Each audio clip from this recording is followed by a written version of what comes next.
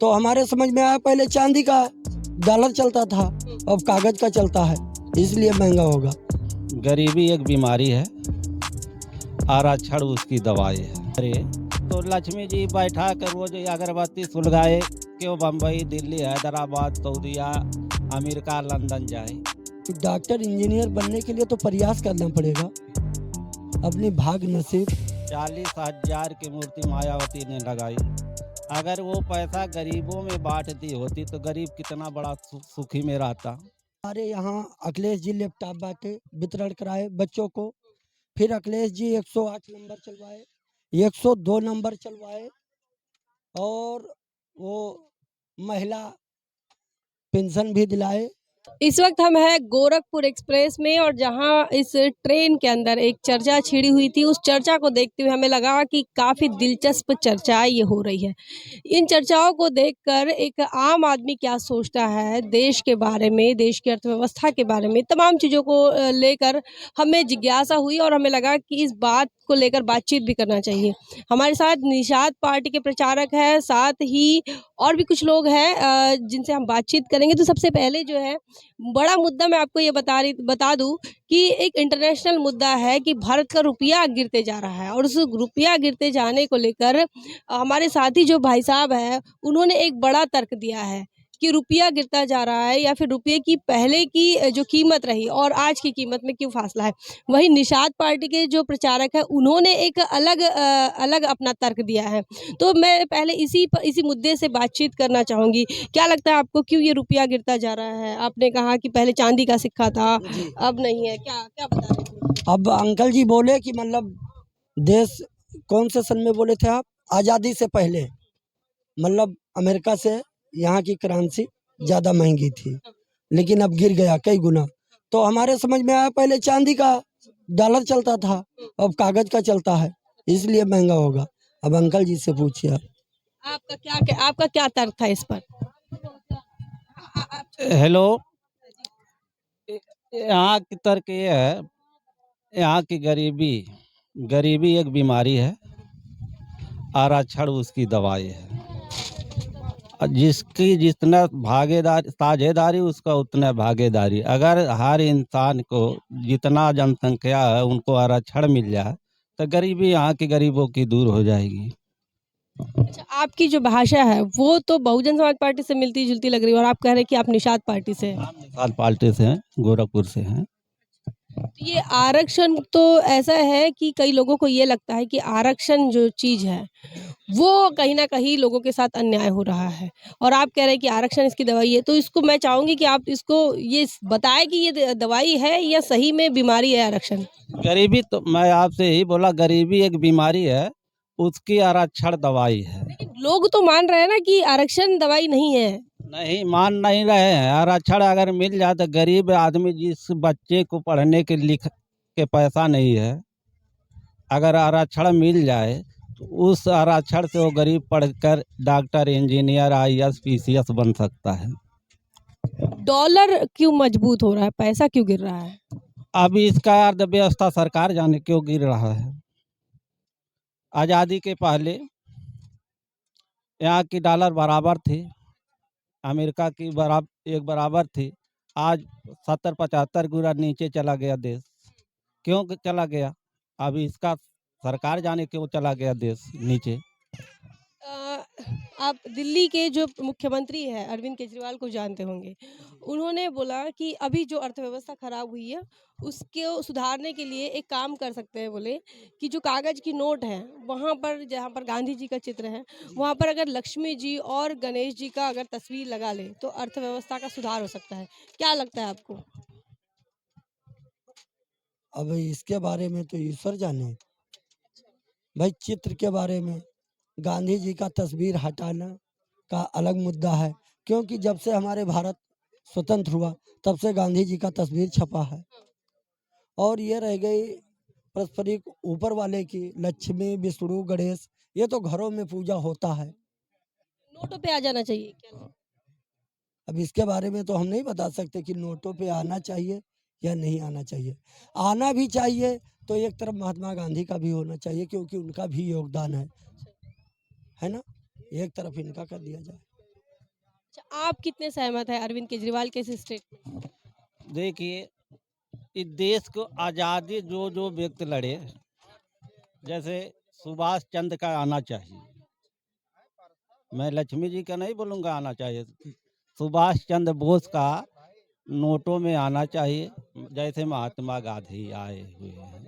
क्योंकि इस देश के लिए सुभाष चंद्र, चंद्रशेखर आज़ाद, सरदार वल्लभ भाई पटेल शहीद हो गए हैं। अच्छा, देखिए लक्ष्मी जी और गणेश जी लक्ष्मी जी को तो जो है धन की देवी कहा जाता है। तो ये अर्थव्यवस्था का सुधार इससे हो सकता है, लेकिन इसके बाद भी आप इससे सहमत नहीं है क्या? अगर लक्ष्मी जी के पूजा करने से लोग का पेट भरे, तो लक्ष्मी जी बैठा कर रोज अगरबत्ती सुलगाए, क्यों बम्बई, दिल्ली, हैदराबाद, सऊदीया, अमेरिका, लंदन जाए?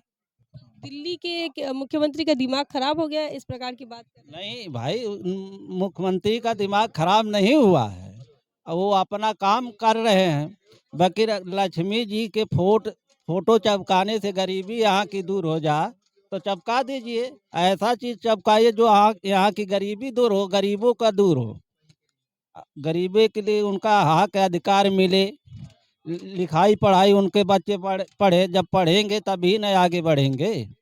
आईएएस, पीसीएस, इंजीनियर, डॉक्टर जब खाने का नहीं रहेगा तो लड़का कैसे डॉक्टर बनाएगा? वो गरीब आदमी कैसे इंजीनियर बनाएगा, कैसे आईएएस बनाएगा, कैसे पीसीएस बनाएगा? देखिए लक्ष्मी जी तो बहुत सालों से हमारे देश में है, उसके बाद भी जो है देश की गरीबी नहीं हट रही है। तो इनका सवाल जो है या फिर इनका जो मानना है कि उससे बात नहीं बनेगी, तो लक्ष्मी जी घर में हैं सबकी, उसके बाद भी नहीं हो रहा है। तो क्या आप तो काफ़ी जानकार हैं धर्म के, शास्त्रों के, कैसे देखते हैं आप इसको? तो लक्ष्मी जी सबके घर में, तो अपने घर में सब पूजा करें ना, लक्ष्मी जी का आदर सत्कार करें और लक्ष्मी जी को अपने घर में बुलाएं, लक्ष्मी जी सबके घर में प्रवेश करें, है ना। वो तो बोल रहे हैं कि जब तक डॉक्टर, इंजीनियर नहीं बनेंगे तब तक घर में लक्ष्मी जी नहीं आएगी। तो डॉक्टर इंजीनियर बनने के लिए तो प्रयास करना पड़ेगा, अपनी भाग नसीब। जब गरीबों के पास खाने के लिए पैसा नहीं रहेगा, उसका लड़का पढ़ना चाहता है, तो कैसे डॉक्टर इंजीनियर बनाएगा? 25 लाख, 30 लाख, 40 लाख, 50 लाख रुपया, 1 करोड़ रुपया लगता है, तो कहाँ से आएगा? एक और बात कर रहे थे, आप यूपी से हैं, आप भी यूपी से हैं। तो आपने कहा कि पत्थरों पर पैसा जो खर्चा हुआ, उसको लेकर क्या कैसे देख रहे थे? आपने जो मुद्दा छेड़ा था बीच में बातचीत में। सर, देश में 1 अरब 35 करोड़ की आबादी है, 40,000 की मूर्ति मायावती ने लगाई। अगर वो पैसा गरीबों में बांट दी होती तो गरीब कितना बड़ा सुखी में रहता। गरीबों को कोई फायदा नहीं हुआ उनकी सरकार से। तो फायदा क्या हुआ? अगर वो पैसा गरीबों के पास 20-20 लाख रुपया गया होता, तो गरीबी को दूर हो जाती, बिजनेस कर लेते, व्यापार कर लेते। चलो ठीक है, उनकी सरकार तो चली गई। मोदी जी ने तो कहा 15-15 लाख देंगे। 15 लाख न देंगे न देने वाले हैं। अखिलेश भैया से खुश है फिर आप? हाँ, अखिलेश भैया से खुश है? अखिलेश भैया से हम नहीं पूछे, नहीं। निषाद पार्टी की सरकार लेकर आएंगे। हाँ, सरकार बनेगी 2024 में, केंद्र में मेरी सरकार जब जाएगी तो उसका जहाँ से अधिकार मिलता है उसकी बात होगी, कानून पारित होगा गरीबों के लिए। आप कैसे देखते हैं जो कह रहे हैं कि पत्थरों पर जो पैसा खर्च हुआ, उस बात को कैसे देखते हैं? देखो, हम दुनिया की बात तो करते नहीं, लेकिन जो विकास मुद्दा हुआ हमारे यहाँ, अखिलेश जी लैपटॉप बांटे, वितरण कराए बच्चों को, फिर अखिलेश जी 108 नंबर चलवाए, 102 नंबर चलवाए, और वो महिला पेंशन भी दिलाए। यानी विकास के बहुत से रास्ते काम किए थे उन्होंने विकास के नाम पे, वो आज भी चल रहा है। 100 नंबर उन्हीं का देन है हमारी यूपी में। यानी कई कार्य ऐसा वो विकास के रास्ते से किए थे अखिलेश जी। इस मुद्दे को लेकर हम उधर भी जाना चाहेंगे क्योंकि वहाँ से भी एक बयान सामने आया था। वो भी कुछ बात कर रहे थे। ये ट्रेन है और ये जनरल का डिब्बा है और यहाँ पर जो लोग जा रहे हैं, जिस हालत में जा रहे हैं, वो बहुत ही सोचने लायक है, चिंता की बात है। इस देश के अंदर विकास की बात हो रही है, लेकिन जिस हालत में आप देख रहे हैं, ये जनरल का डब्बा है और इस जनरल बोगी में हम लोग जो बैठे हैं, किस प्रकार से लोग बैठे हैं, कैसे सो कर आए होंगे, सारी रात गुजर चुकी है। और अब हम आपसे बात करेंगे चाचा जी।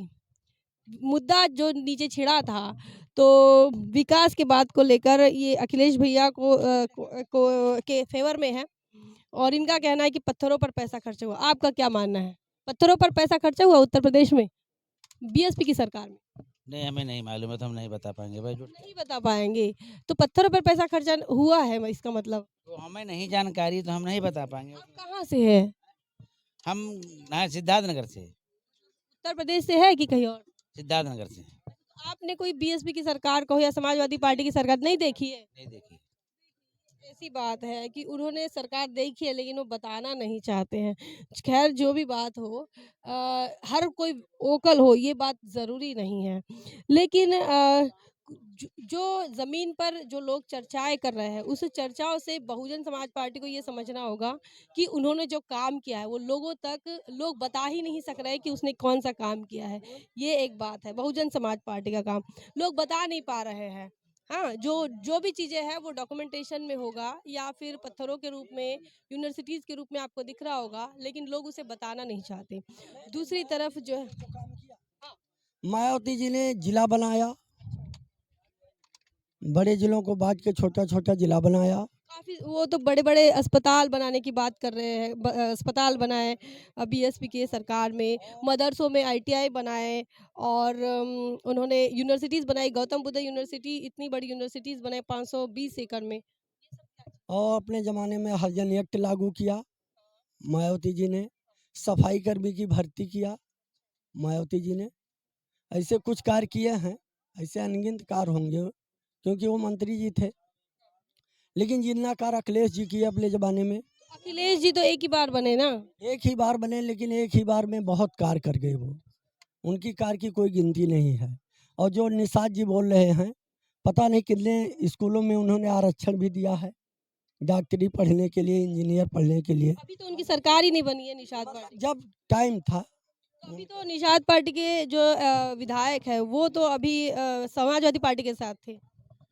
इस समय भाजपा के साथ हैं माननीय डॉक्टर साहब जी, मत्स्य विभाग के मंत्री हैं और चर्चा गरीबी पर चल रहा है उनका।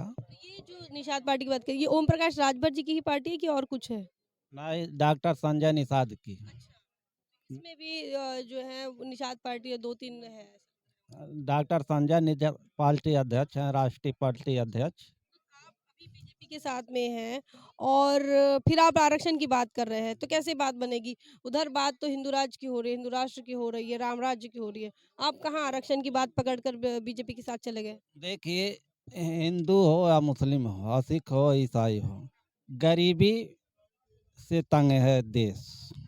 अगर गरीबों को उनकी आरक्षण मिल जाए तो उनकी गरीबी दूर हो जाएगी। डॉक्टर हो जाएगा लड़का, इंजीनियर हो जाएगा, मास्टर हो जाएगा, नौकरी चाकरी में हो जाएगा, बिजनेस में हो जाएगा, तो गरीबी दूर नहीं होगी। ये चीज़ बीजेपी तो इस चीज़ को नहीं मानती है। मानेगी नहीं तो गरीबी दूर नहीं होगी।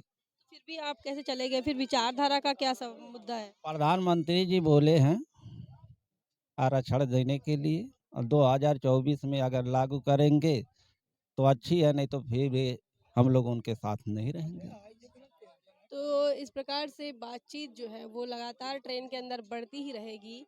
जिन मुद्दों को हमने छेड़ने की कोशिश की है, उन मुद्दों को लेकर आपका क्या मानना है कमेंट सेक्शन में ज़रूर बताएं। बने रहे द थिंग पर। जय भीम, जय भारत। बहुजन विचारधारा को घर घर तक पहुंचाने के लिए हमारे YouTube चैनल को सब्सक्राइब करें, लाइक करें, कमेंट करें, शेयर करें और बेल आइकन की घंटी दबाना ना भूलें।